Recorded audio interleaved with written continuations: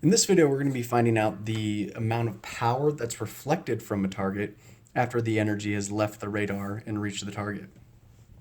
As always, we'll start out with the equation for this. And the equation for power reflected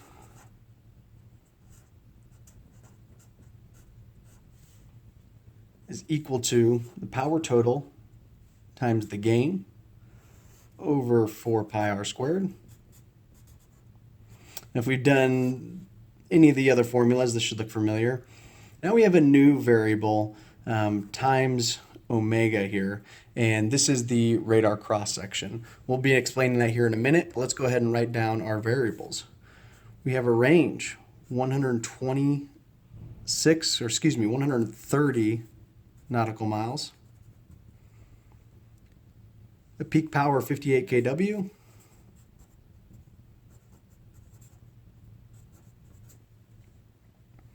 a gain of 37 dB,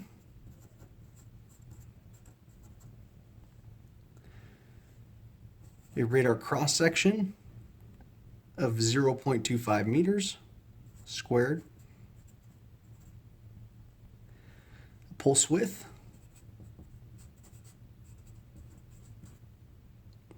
in 19 microseconds, and a PRT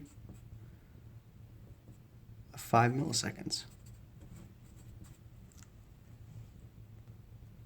The first thing that we can go ahead and try and solve for is the power total, and that is equal to the power peak times the duty cycle. Sorry about that, the automatic lights in the building went off. I had to get up and move around.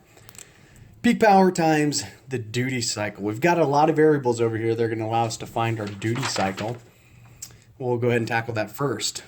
If I'm looking at my formula sheet, I've got the duty cycle is the pulse width times divided by the PRT, excuse me. And that looks like, if we're just kind of looking at our variables here, that looks like that's going to work out the best for us because we have our pulse width here and a PRT. So let's go ahead and use that one. We'll say duty cycle is equal to tau, which is 19 microseconds, divided by our 5 millisecond PRT. I'll pull up my calculator here.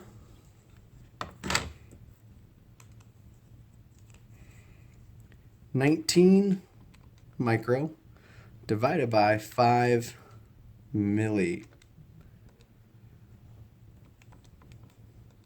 So our duty cycle is 0.0038.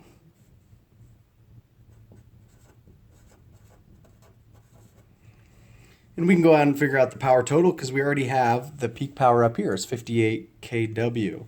So I'll write power total is equal to 58 kW times 0.0038, which is equal to, let's figure this out,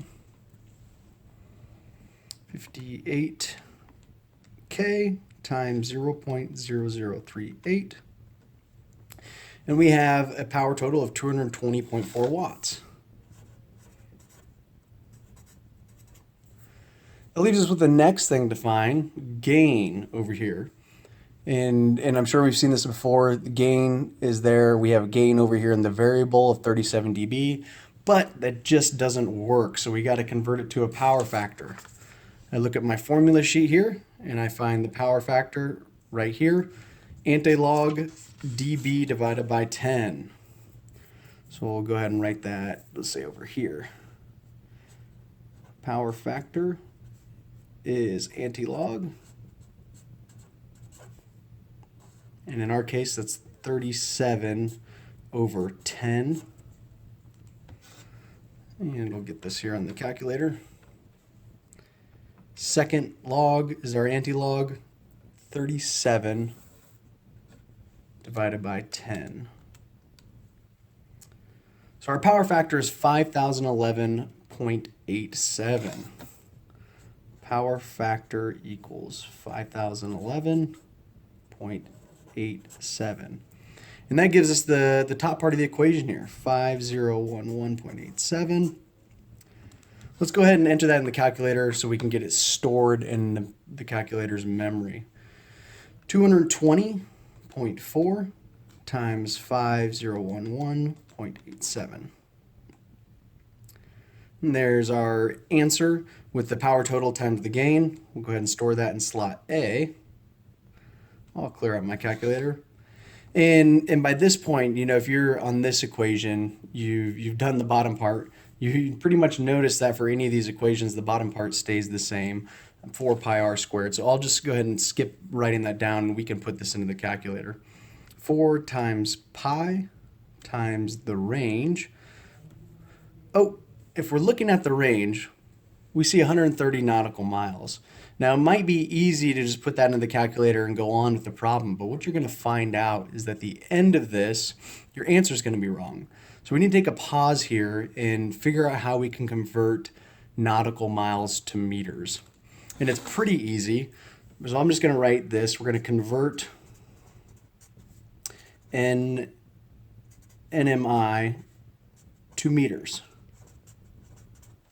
And if you don't have this memorized or written down somewhere else, you can call upon your handy dandy formula sheet.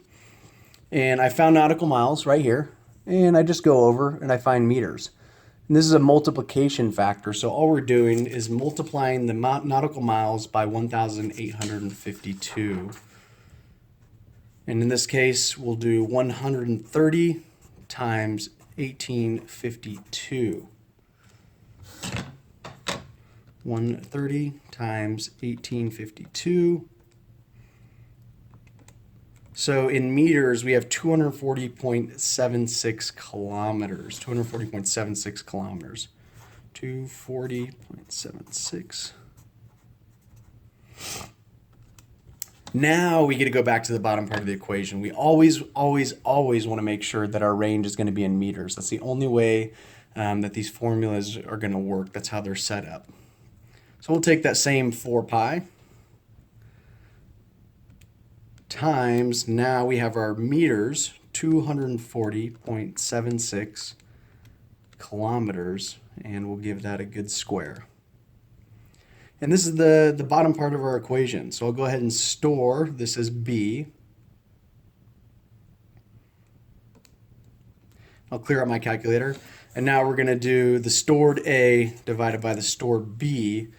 And the last part of the problem we'll come to in a second is going to be this radar cross-section. So let's go ahead and do the A divided by the B and get that answer stored in our calculator. So I'll recall A divided by B. And we have an answer of 1.51 micro right now, but we're not done yet. So I'm going to go ahead and store this in slot C so we can come back to it here in a second. So we got to kind of talk about this radar cross-section and why it's important. If we remember what we're trying to solve for the power reflected. And the amount of power that's reflected off of a target is going to be dependent on that target's radar cross-section. So we have this very important variable here, omega, which is our radar cross-section, that is going to finish out the problem for us. In our case, it is 0.25 meters squared. And when we enter this in the calculator, we're just going to be 0.25. The radar cross-section is always in meters squared, so when we enter into the formula, we just have to do the 0.25. So I'll recall that C that I stored, and we're going to take C times 0.25. So our complete answer here, and you can kind of see that on the calculator, is 379.1 nanowatts. 379.1 nanowatts.